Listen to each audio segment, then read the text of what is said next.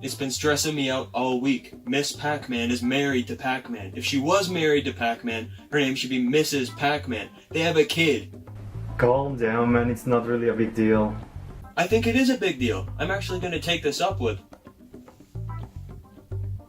Hey Lewis, you ever play Rayman 3? Yeah, I played it a few years ago, but I never beat it. I actually dropped it on the second world. Yeah, it's one of my favorites of all time. I played it all the time as a... What? I don't know, man, I just thought it was really boring and I hated Glowbox voice a lot. So I never beat it actually, but that's a story for another time. I gotta leave, man, so I'll talk to you later, okay? Oh yeah. I'll talk to you later. Yeah, I'll see ya.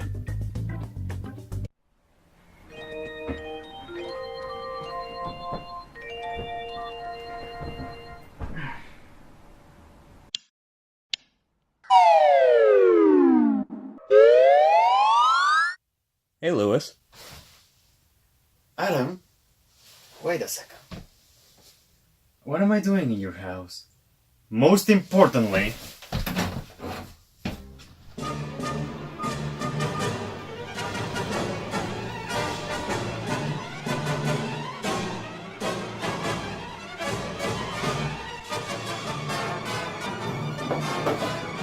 Back milk. Yes. What am I doing in Canada? Oh, it's nothing, Lewis. I just wanted to play games with you again, that's all. Oh well, it's not every day I get to come to Canada, and when I look at your game shelf, there's a lot to choose from. Well, ignore that game shelf, Lewis, because we're not playing any of those games today. So what are we playing then? Well, that's the fun part. I actually got some choices for you here.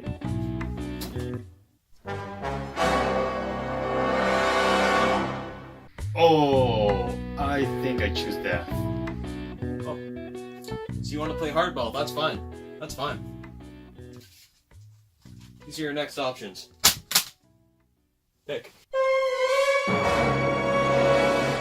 Okay, fuck it, we're gonna play Rayman 3, but I think it's over the top that you dragged me to Canada only to play Rayman. Now, as soon as you boot up the game, they hit you right away with a promo cinematic. The action and music hype you up to play this game, and honestly, how could it not? Especially if you're a kid. This is actually the best part of the game. Anything beyond this is completely optional. Oh no, we got way more left. So the story starts off with our boys Rayman and Glowbox snapping under a tree, and out of nowhere, and I mean literally out of nowhere, a dark lum named Andre appears. Andre can turn red lums into more dark lums, and they can turn themselves into what will be the main enemy of the game, a hoodlum.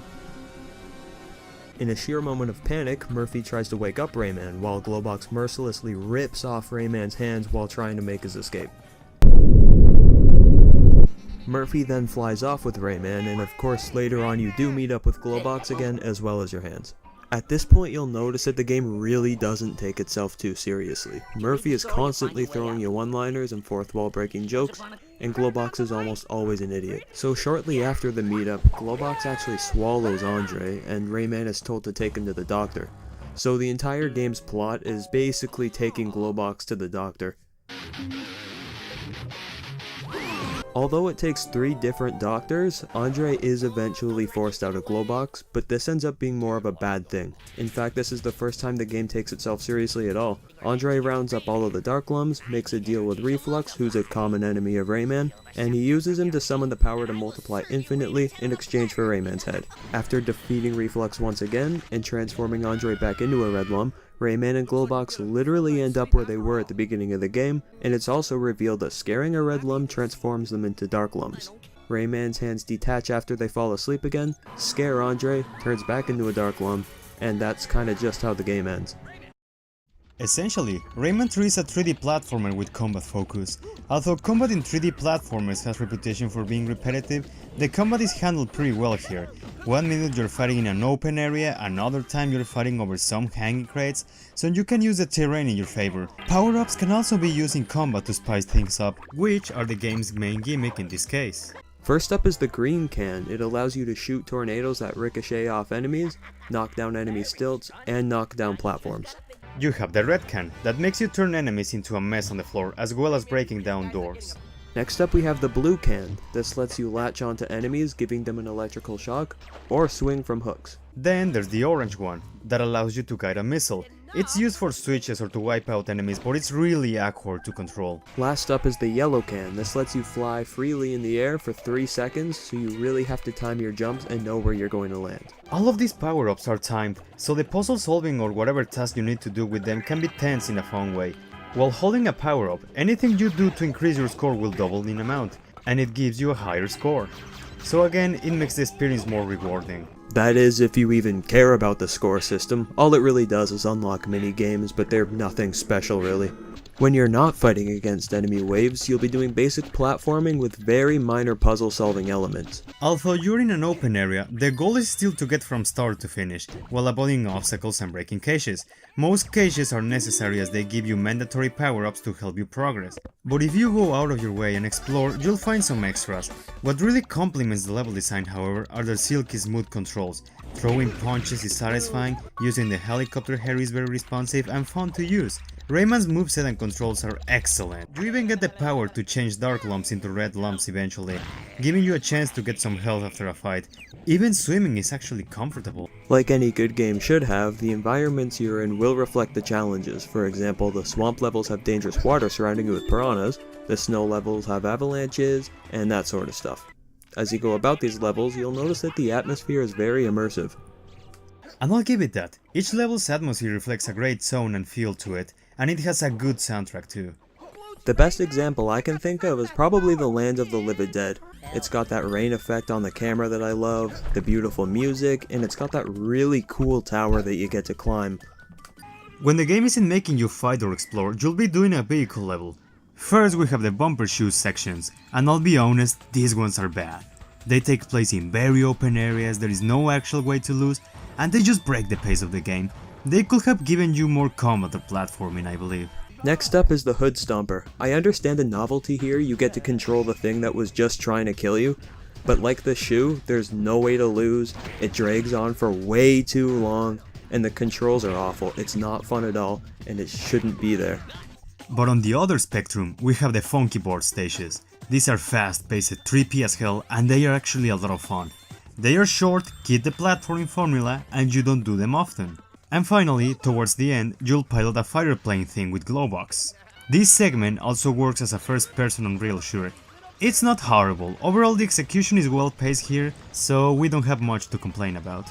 At the end of most worlds, you'll face off against a boss. I'll admit these bosses aren't much to write home about. Some of them are okay, some of them are bad, most of them overstay their welcome.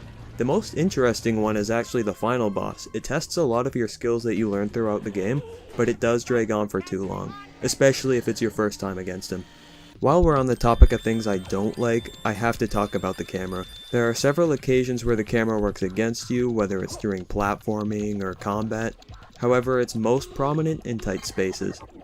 Oh, but we can't go on without mentioning the horrible voice syncing. Voice lines don't match up with the actions at all in some spots, and you will notice that almost every single corner. Knowing what a scaredy cat he is, he's probably hiding someplace.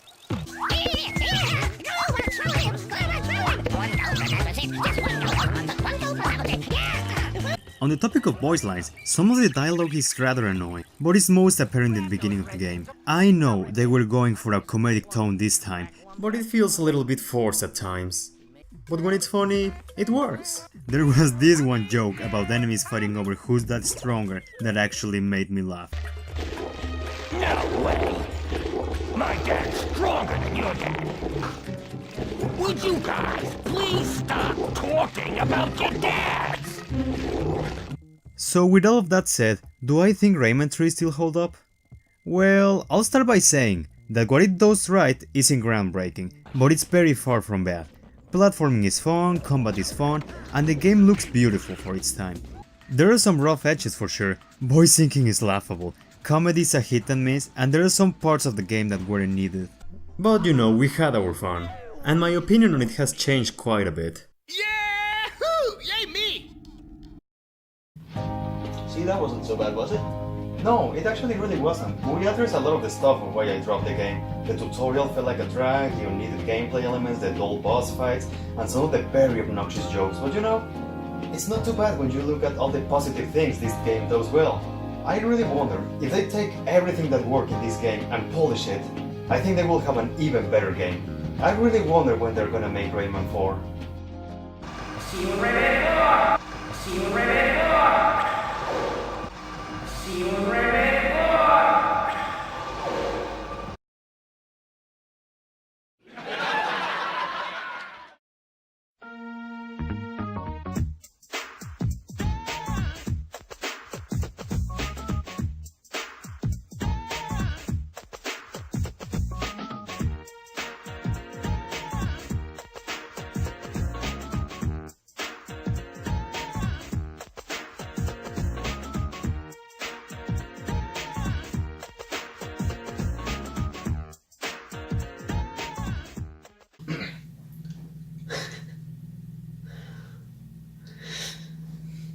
You can do it, asshole. Not if you're making those jokes.